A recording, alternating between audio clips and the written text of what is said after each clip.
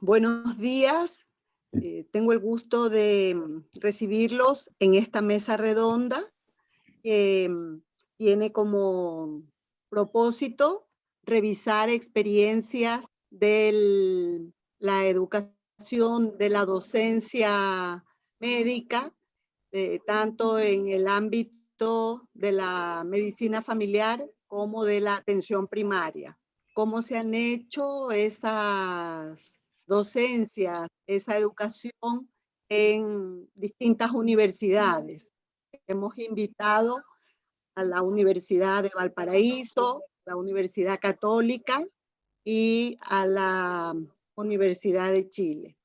Vamos a ver experiencias tanto de posgrado, de formación de medicina familiar y de pregrado, el internado, puesto que a todos nos pasó que con esta contingencia sanitaria, ¿no? Nos ha pasado que hemos tenido que hacer innovaciones, tener una flexibilidad importante para poder enfrentar esta contingencia, ¿verdad? Que ha afectado, como lo hemos visto y ya sabemos, en todos los ámbitos. Entonces, vamos a partir presentando, tengo el gusto de presentar a la doctora Philippa Moore, que va junto conmigo.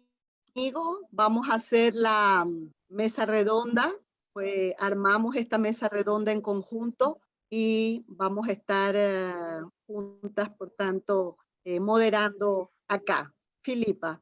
Hola, mucho gusto a todos. Yo lo voy a estar ayudando a la Mónica con las preguntas y esperamos una rica discusión porque en estos tiempos extraordinarios necesitamos metodología extraordinaria para sobrevivir. Muy bien. Entonces yo creo que vamos con la primera presentación, Mónica. Bien, parte Darlene, la doctora Darlene Rodríguez. Ella es becada de Medicina Familiar de la Universidad de Chile. Adelante, Darlene. Muchas gracias por la invitación. Tal como lo dijeron, yo soy becada de segundo año de Medicina Familiar de la Universidad de Chile y también soy actualmente delegada de los residentes de Medicina Familiar de la universidad. Y lo que les quería compartir hoy es la experiencia de la residencia de Medicina Familiar en contexto de pandemia, a través de una síntesis y análisis que realizamos en el mes de junio, de acuerdo a nuestra situación como residentes. Entonces, para recapitular y contextualizar cómo sucedió esto, recordemos que el 3 de marzo fue el primer caso de coronavirus en nuestro país. El 15 de marzo se realizó la suspensión de las clases presenciales y al día siguiente se declaró la pandemia en fase 4. El 18 de marzo se declara estado de catástrofe y el día 6 de abril se realiza el ingreso de los residentes de medicina familiar de primer año en nuestra universidad, entendiendo de que ya a mediados de marzo las clases se empezaron a hacer vía online, su ingreso también fue 100% vía virtual. El 13 de mayo se declara cuarentena al 90% de la población de la región metropolitana y durante el mes de mayo y junio fue el pic de contagios que llegó a más de 100.000 personas. Entonces, debido a esto, el 1 de junio se decide suspender el curso de actualización en medicina familiar. Esto es un curso que nosotros realizamos los días viernes, comprende a los 3 niveles de becados, ya que tiene una duración de 3 años, y hasta ese entonces se estaba haciendo por vía online, pero dado de la cantidad de contagios se decidió suspenderlo para apoyar a los distintos CESFAM. Nosotros cuando entramos a la beca nos destinan a distintos centros donde estamos ahí y somos parte del equipo durante 3 años. Entonces ahí fuimos completamente a apoyarlos. De acuerdo a esto, decidimos realizar un análisis de la situación de residente de medicina familiar, que quien les habla, acompañado por el doctor Esteban Orellana, residente de tercer año, realizamos una encuesta, un análisis y se lo presentamos al departamento.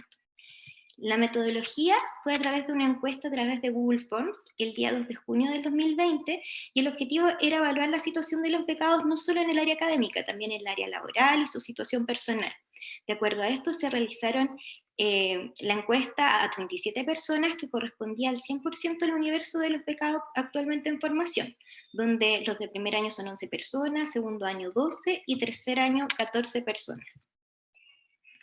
En cuanto al área académica, analizamos las actividades académicas teóricas y asistenciales, que para entender un poco nosotros tenemos actividades teóricas que se están haciendo online, pero a su vez igual nosotros acudimos a los CESFAM, ya sea en primer año tenían sistema de una semana actividades teóricas virtuales y la otra semana acudían al CESFAM, y segundo año se hacían en las tardes.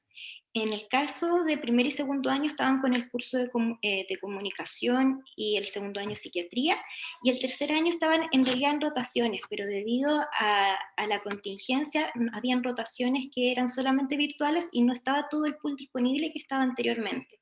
Por lo tanto, los becados que ya habían hecho esas rotaciones que se estaban ofreciendo, realizaron actividades asistenciales en CESFAM presencial y o a distancia. En cuanto a la parte asistencial, eso quiere decir acudir al CESFAM, había un 81% de becados que estaba realizando sistema de turnos y un 19% que no lo estaba realizando. Para detallar esto, preguntamos el tipo de sistema de turnos que estaba realizando. Sistema de turnos se refiere a que se acudía, por ejemplo, una semana en el CESFAM, y, actividad presencial, y una semana en resguardo a través de teletrabajo apoyando al CESFAM.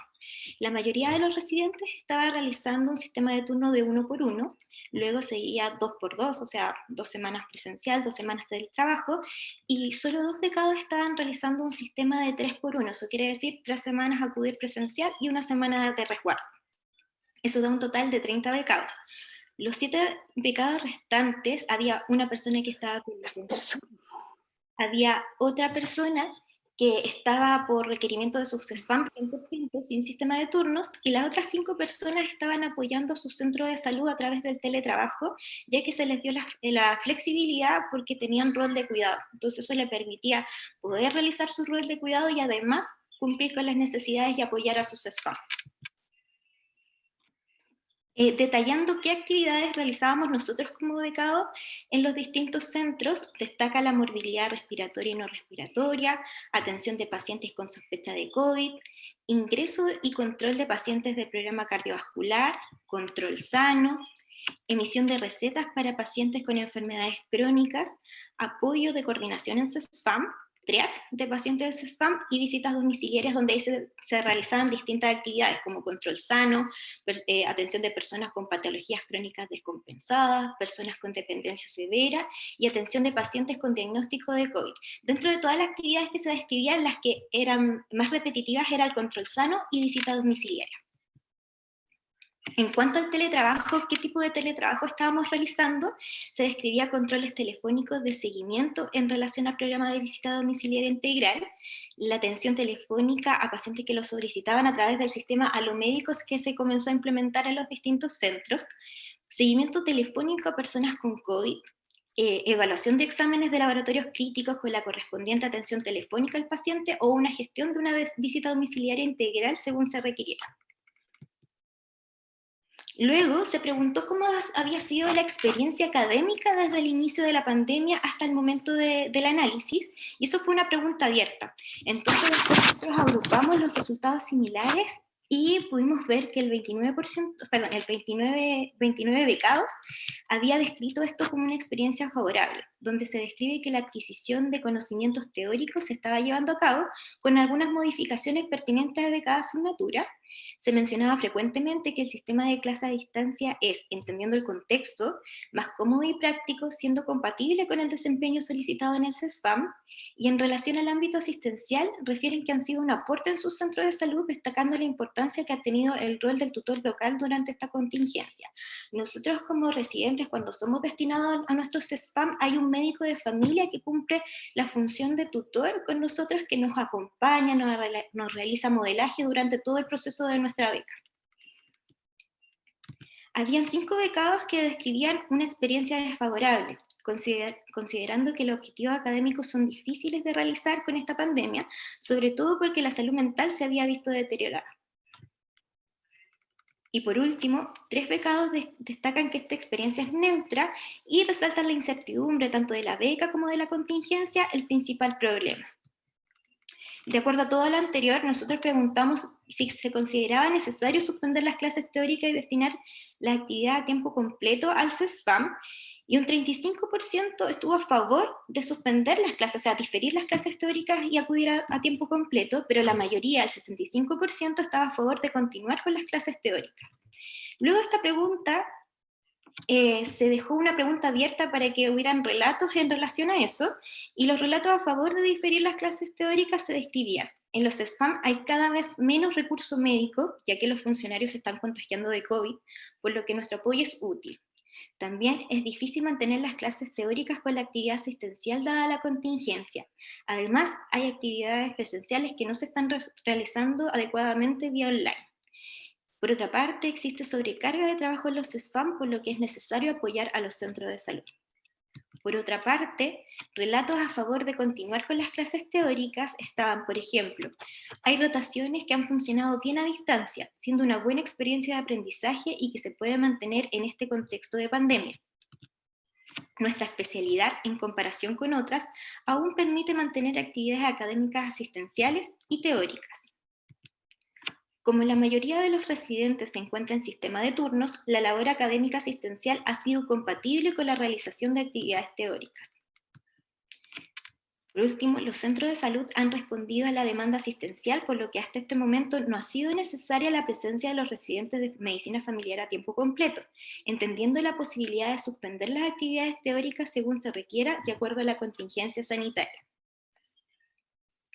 De acuerdo a esto, también se describía la relación de los residentes con el equipo docente y el Departamento de Atención Primaria y Salud Familiar de la universidad, donde se valora el rol de la encargada de beca y las y los docentes del departamento por continuar el programa académico a pesar de las circunstancias. Se agradecía la comprensión y empatía por la encargada de beca y directora del departamento en relación a las dificultades de cada becado, dando la flexibilidad necesaria, y eso en sentido de lo que conversaba anteriormente, que habían colegas que estaban en rol de cuidado. Por lo tanto, se le dio la facilidad de poder cumplir con ese rol y también poder apoyar a distancia a sus centros. Y nuevamente se valora el rol del tutor local como apoyo y guía durante las actividades asistenciales que comprende el programa.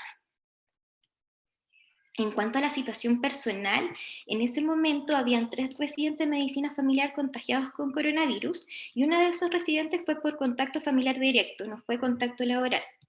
Sin embargo, si preguntamos familiares contagiados con coronavirus, el porcentaje sube a 22%. En ese momento habían 8 residentes que referían tener algún familiar contagiado por coronavirus. Luego se preguntó en relación a la salud mental, donde la pregunta exacta fue: ¿sientes que tu salud mental se ha afectado con esta pandemia? Y ahí, en realidad, el valor fue sorprendente, ya que un 74% refería que sí, su salud mental había sido afectada, y un 26% no.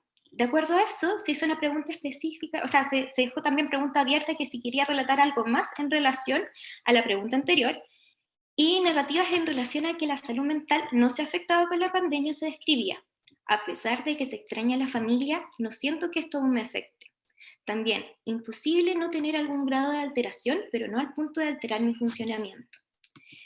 En cuanto a narrativas en relación a que la salud mental sí se ha afectado con la pandemia, había mucha narrativa donde se repetía la incertidumbre, la ansiedad, el estrés, la culpa, el temor, el trastorno de sueño.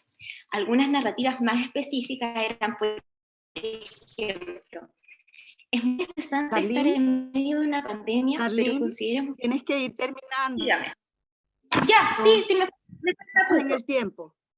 Ok, bueno, pero en resumen, se describía que era el estrés, la culpa, el temor, sobre todo de que algún familiar estuviera con algún tipo de contagio.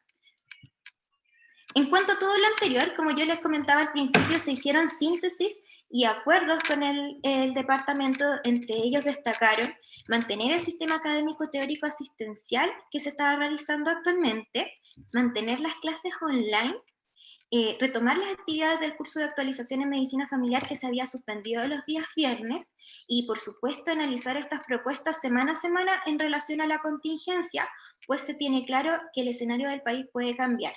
Y súper importante también, insistimos en velar, en caso eventual de ser llamados por los servicios de salud de origen, que los residentes continúen en la atención primaria, fortaleciendo esta área fundamental y no reasignar este recurso humano al hospital, sino que se quede en atención primaria.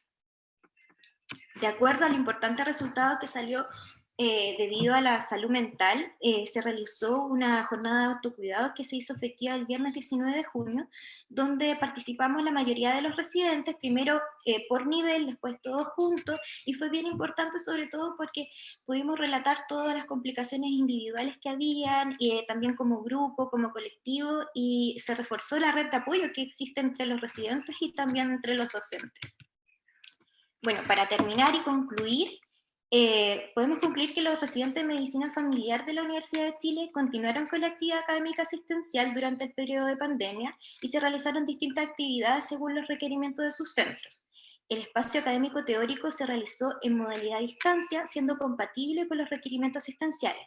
Por lo tanto, y por todo lo que se describió anteriormente, es fundamental la flexibilidad de la docencia en tiempos de pandemia, y hay que considerar espacios de comunicación fluida y constante entre los residentes y el departamento de beca.